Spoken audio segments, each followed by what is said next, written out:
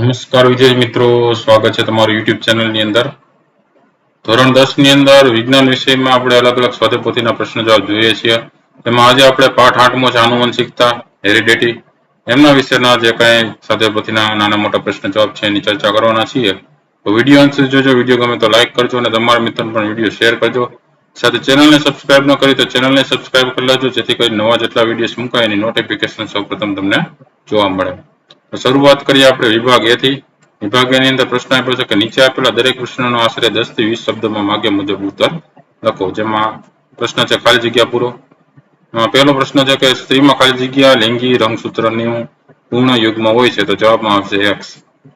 બીજું છે જનનકોષોના સંલયન થવાથી યુગ્મનજમાં ખાલી જગ્યાની સંખ્યામાં પુનઃ સામાન્ય થઈ જાય છે, તો જવાબમાં આવશે રંગસૂત્રો. ત્રીજું છે સ્નેહમાં ખાલી જગ્યાની ક્રિયા આનુવંશિક નથી, તો જવાબમાં આવશે લિંગ નિશ્ચયન. ચોથું, આનુવંશિકતાના કેટલાક મુખ્ય નિયમો ખાલી જગ્યા નામના વૈજ્ઞાનિકે સૌપ્રથમ રજૂ કર્યા, તો જવાબમાં આવશે મેન્ડલ નામના વૈજ્ઞાનિકે. પ્રશ્ન છે નીચેના વિધાનો ખરા છે કે ખોટા તે જણાવો. પાંચમો જોઈએ, પર્યાવરણીય પરિબળો દ્વારા ઉત્તમ ભિન્નતાની પસંદગી જૈવિક વિકાસ ક્રિયાનો આધાર બને છે, તો જવાબમાં આવશે સાચું એટલે કે ખરું. છઠ્ઠું છે વટાણાના છોડમાં ઊંચા છોડ માટે કેપિટલ ટી ના બંને વિકલ્પ કારકો, જ્યારે નીચા છોડ માટે એક કેપિટલ ને એક સ્મોલ ટી જરૂરી છે, તો જવાબમાં આવશે ખોટું. સાતમું છે સજીવોમાં જનીનો લક્ષણોને નિયંત્રિત કરે છે, તો જવાબમાં આવશે સાચું એટલે ખરું. આઠમું છે પિતૃમાં બધા જનીનોના બે સેટ્સ એટલે કે યુગ્મ હોય છે, અને પ્રજનન કોષમાં દરેક જનનનો એક જ સેટ હોય છે, તો જવાબમાં આવશે સાચું એટલે કે ખરું. નવમું છે બેડમિન્ટન ખેલાડી પ્રકાશ પદુકોણના જનનકોષોના ડીએનએમાં ફેરફાર થવાથી જન્મેલી દીપિકા પદુકોણમાં બેડમિન્ટનના બદલે અભિનયની ક્ષમતા વિકસી, જવાબમાં આવશે ખોટું. ત્યાર પછીનો પ્રશ્ન છે આપેલા બહુવિકલ્પી ઉત્તરવાળા પ્રશ્નો માટે સાચા વિકલ્પનો ક્રમ અને ઉત્તર લખવાનો છે. 10મો પ્રશ્ન છે મનુષ્યમાં લિંગી રંગસૂત્રો માટે કયો વિકલ્પ સાચો છે? જવાબમાં એ ઓપ્શન આવશે X સામાન્ય આકાર અને Y કદમાં નાનો. 11મું છે વટાણાના ઊંચા છોડ પર જાંબલી રંગના પુષ્પ છે, તેનું સફેદ રંગના પુષ્પ ધરાવતા વટાણાના નીચા છોડ સાથે સંકરણ કરવામાં આવે છે, ત્યારે સંતતિમાં 50% જાંબલી રંગના પુષ્પ ધરાવતા ઊંચા છોડ, જ્યારે 50% સફેદ રંગના પુષ્પ ધરાવતા નીચા છોડ જોવા મળે છે, તો ઊંચા પિતૃ છોડનું જનીની સ્વરૂપ શું હશે? જવાબમાં બી ઓપ્શન હશે કેપિટલ ટી સ્મોલ ટી અને કેપિટલ ડબલ્યુ પાછો કેપિટલ ડબલ્યુ. 12મું છે નવી જાતિનું નિર્માણ ક્યારે થાય છે? તો જવાબમાં ડી ઓપ્શન એટલે કે એ અને સી બંને, એટલે કે જનન કોષોના ડીએનએમાં ફેરફાર થવાથી અને પિતૃ જાતિ સાથે પ્રજનન ક્ષમતા ગુમાવતા હોય છે. 13મું છે વિધાન એ આપ્યું છે કે ફલન ક્રિયા જાતિના ડીએનએની સ્થાયીતાને સુનિશ્ચિત કરે છે, કારણ આ આપ્યું છે કે લિંગી પ્રજનનમાં ફલન દ્વારા નિર્માણ પામતા યુગ્મનજમાં રંગસૂત્રોની સંખ્યા પુનઃ સામાન્ય થાય છે. અને જો વિધાન આર અને કારણ આર માટે કયો વિકલ્પ સાચો છે? તો જવાબમાં એ ઓપ્શન હશે કે વિધાન એ અને કારણ આર બંને સાચા છે, અને કારણ આર એ વિધાન એની સાચી સમજૂતી છે. 14મા પ્રશ્નમાં વિધાન એ આપ્યું છે કે પુત્રને તેના પિતા પાસેથી XY રંગસૂત્રની જોડી વારસામાં પ્રાપ્ત થાય છે. કારણ આર આપ્યું છે કે સંતતિમાં લક્ષણોનું નિર્ધારણ કરવામાં બંને પિતૃઓ મદદરૂપ થાય છે. વિધાન એ અને કારણ આર માટે કયો વિકલ્પ સાચો છે? જવાબમાં ડી ઓપ્શન આવશે કે વિધાન એ ખોટું છે અને કારણ આર સાચું છે. પછી આવે છે જોડકા જોડો પ્રશ્નો. એમાં 15મા પ્રશ્નની અંદર વિભાગ એ ની અંદર આપ્યું છે વટાણામાં જનીનનો સેટ, વિભાગ બી ની અંદર આપ્યું છે છોડના લક્ષણો. તો પહેલાની અંદર જોઈએ તો કેપિટલ આર સ્મોલ આર અને વાય છે બંને એ સ્મોલ છે, એના માટે આપણે કહી શકીએ એસ ઓપ્શન સાચો થશે પહેલામાં કે ગોળ અને લીલા બીજ. બીજાની અંદર આપણે જોઈએ તો આર સાચું થશે કે ખરબચડા અને પીળા બીજ. ત્રીજાની અંદર આવશે ક્યુ ગોળ અને પીળા બીજ. ચોથા અંદર આવશે પી ખરબચડા અને લીલા બીજ. પ્રશ્ન છે આપેલા પ્રશ્નના માગ્યા મુજબ ઉત્તર આપો. જેમાં 16મો પ્રશ્ન છે વ્યાખ્યા આપો આનુવંશિકતા. તો જવાબ લખી શકીએ કે સજીવોમાં પેઢી દર પેઢી લક્ષણોના વહનની ક્રિયાને આનુવંશિકતા કહે છે.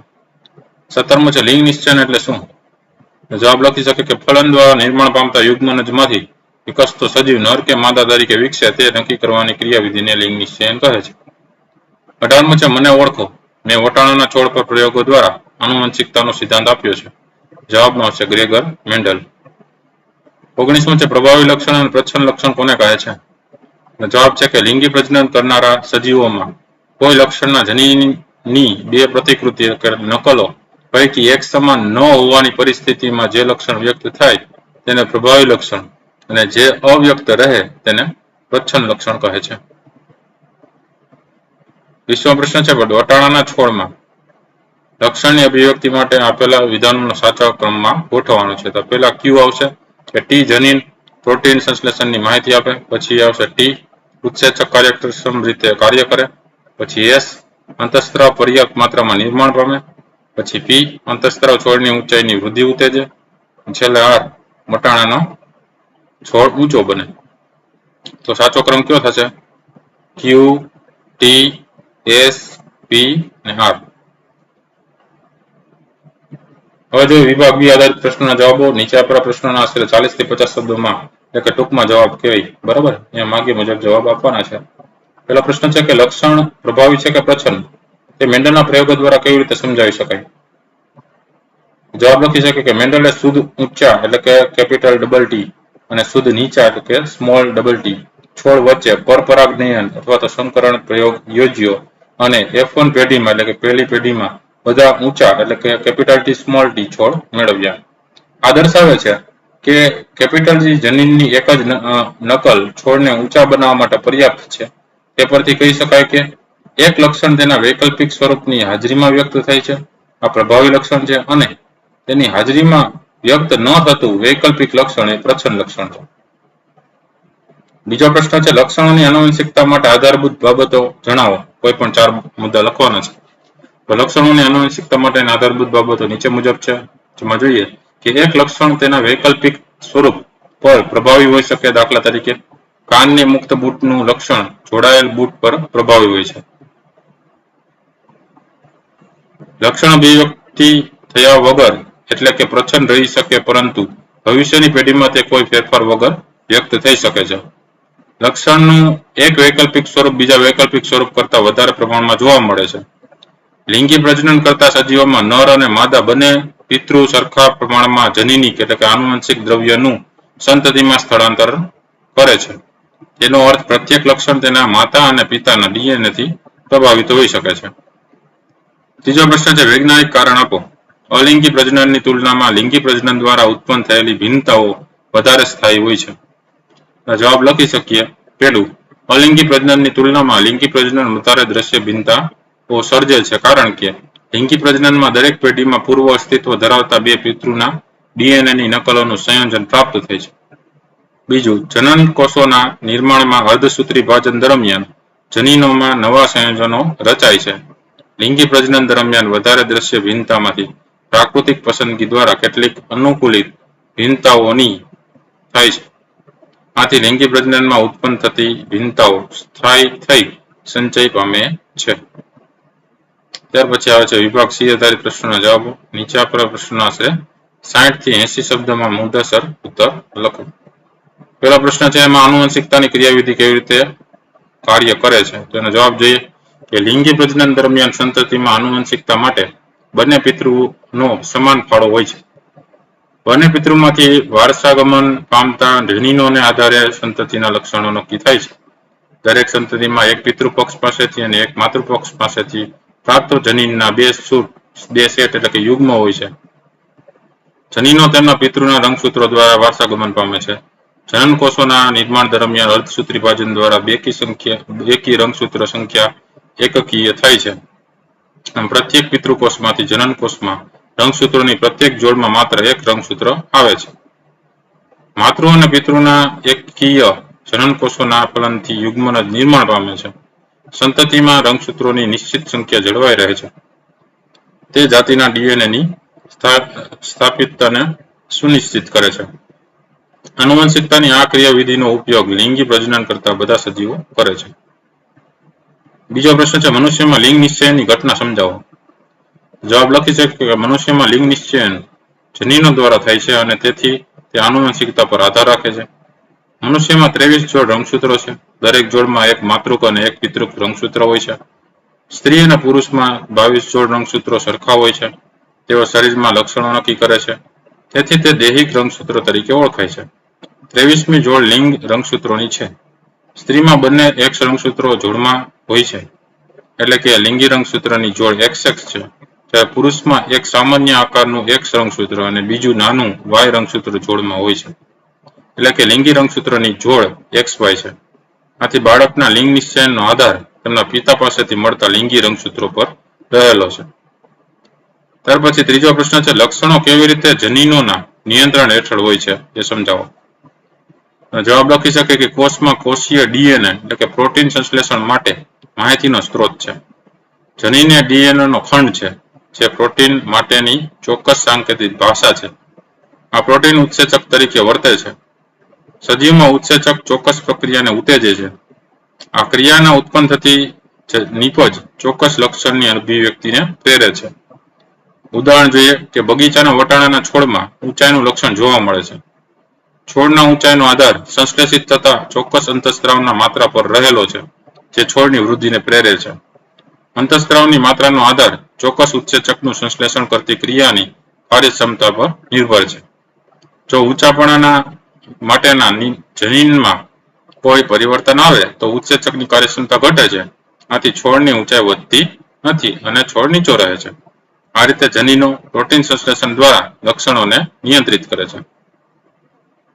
ત્યાર પછી આવે છે વિભાગ ડી આધારિત પ્રશ્નોના જવાબો. એનો પ્રશ્ન છે કે નીચે આપેલા પ્રશ્નોના આશરે 90 થી 120 શબ્દોમાં માગ્યા મુજબ સવિસ્તાર ઉત્તર લખો. પ્રશ્ન એવો છે કે વટાણાના છોડ પર મેન્ડલે કરેલા પ્રયોગો આધારે નીચેના પ્રશ્નોના ઉત્તર આપવાના છે. પહેલો પ્રશ્ન છે કે કયા પ્રયોગ પરથી નક્કી કરી શકાય કે વટાણામાં એક લક્ષણ આનુવંશિકતામાં F2 પેઢીમાં ડબલ T છે કેપિટલમાં, પછી એક કેપિટલ એક સ્મોલ t અને બે સ્મોલ t નું સંયોજન 1:2:1 ગુણોત્તર પ્રમાણ મળે છે. પહેલા તો આકૃતિ તમે જોઈ શકો છો કે વટાણાના છોડમાં બે ઊંચા હોય તો કેપિટલ T અને વાનોન બે નીચા હોય તો સ્મોલ t. બધી સંતતિ ઊંચી એમાં કેપિટલ T સ્મોલ t, ઊંચા બે હોય એમાં capital T small t, capital T small t, F1 F1 અને F2 માટે બે ઊંચા હોય તો ડબલ T કેપિટલમાં, પાછું ઊંચામાં કેપિટલ T સ્મોલ t, પાછું ઊંચામાં કેપિટલ T સ્મોલ t ને એક વામન આવશે એમાં બે સ્મોલ t.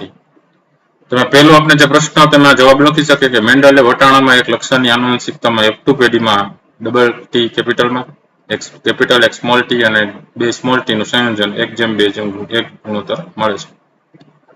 બીજો પ્રશ્ન છે કે વટાણાના છોડમાં બે વૈકલ્પી જનીન યુગ્મના અભ્યાસમાં F1 પેઢીમાં પ્રાપ્ત પીળા રંગ અને ગોળાકાર બીજ ધરાવતા છોડમાં સ્વફલન કરાવતા F2 પેઢીમાં પ્રાપ્ત છોડના લક્ષણો ગુણોત્તર પ્રમાણ જણાવવાનું છે. તો જવાબ લખી શકીએ વટાણાના છોડના લક્ષણો પીળો અને ગોળાકાર બીજ પ્રભાવી લક્ષણ છે. F2 સંતતિના કેટલાક છોડ પીળા રંગના ગોળાકાર બીજ ધરાવતા હોય, તેમનો ગુણોત્તર 9:3:1 મળે છે. ત્રીજો પ્રશ્ન છે વટાણાના છોડમાં તમે અભ્યાસ કરેલ કોઈ 3 પ્રભાવી લક્ષણ અને તેને અનુરૂપ 3 પ્રચ્છન્ન લક્ષણ જણાવો. તો જવાબ લખી શકે ત્રીજાનો કે ઊંચા છોડ માટે ડબલ T કેપિટલમાં અથવા એક કેપિટલ એક સ્મોલ t જનીન બંધારણ, જ્યારે નીચા છોડ એટલે કે વામનતા માટે બે સ્મોલ t જનીન બંધારણ છે. છોડની ઊંચાઈ માટે એક જ કેપિટલ T જનીનની હાજરી પૂરતી છે, જ્યારે છોડની વામનતા માટે જનીનની હાજરી અને જનીનની ગેરહાજરી જરૂરી છે. આમ વટાણામાં છોડની ઊંચાઈના લક્ષણને અનુરૂપ કેપિટલ T પ્રભાવી લક્ષણ માટેનું જનીન અને સ્મોલ t પ્રચ્છન્ન લક્ષણ માટેનું જનીન છે. પછી ચોથો પ્રશ્ન છે કે વટાણામાં બે વિકલ્પી જનીન યુગ્મના અભ્યાસમાં કયા કયા લક્ષણો સ્વતંત્ર રીતે આનુવંશિકતા પામે છે તે જણાવો. જવાબ લખી શકીએ ચોથાનો કે કેટલાક છોડ પીળા રંગના અને કરબચડા બીજ ધરાવતા અને કેટલાક છોડ લીલા રંગના ગોળાકાર બીજ ધરાવતા હોય છે. આમ પીળા રંગનું અને લીલા રંગનું લક્ષણ અને ગોળાકાર બીજ અને ગોળાકાર બીજ અને કરબચડા બીજ નું લક્ષણ સ્વતંત્ર રીતે આનુવંશિકતા પામે છે. તો આ અલગ અલગ પ્રશ્નોના જવાબો. વિડીયો ગમ્યો હોય તો લાઈક કરજો અને તમારા મિત્રો પણ વિડીયો શેર કરજો. સાથે ચેનલને સબસ્ક્રાઇબ ન કરી તો ચેનલને સબસ્ક્રાઇબ કરી લેજો. નવા વિડીયો ચેનલ પર ઘણા બધા મુકાઈ પણ ગયા છે, ન જોઈએ તો જોઈ લેજો. આવનારી પરીક્ષા માટે પણ ઉપયોગી થશે. ફરી પાછા નવા વિડીયો સાથે મળીએ, ત્યાં સુધી તમારી કાળજી રાખજો. Thank you very much and take care.